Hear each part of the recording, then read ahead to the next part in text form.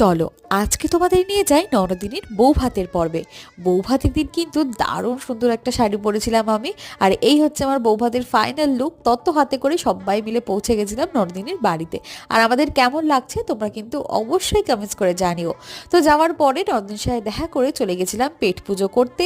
প্রথমেই খেলাম ফুচকা, চিকেন পকোড়া, আর শুভ খেলো কফি।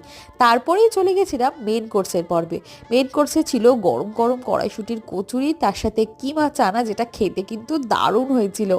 আর ছিল ফিশ ফ্রাই। আমার তো আবারও জিভে জল চলে আসছে খাবারের নামগুলো নিতে। তারপরেই নিয়ে নিলাম বাসন্তী পোলাও আর মাটন। আর মাটনটা দেখে তোমরা আশা করি বুঝতেই পারছো খেতে কতটা ভালো হয়েছিল।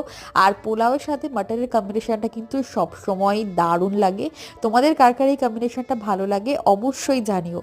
আর শুভ কিন্তু কিচ্ছু খায়নি, শুধু মাটন খেয়েছে। আর সবার লাস্টে খেলাম আইসক্রিম। তো আজকে আসি, দেখা হচ্ছে আবার।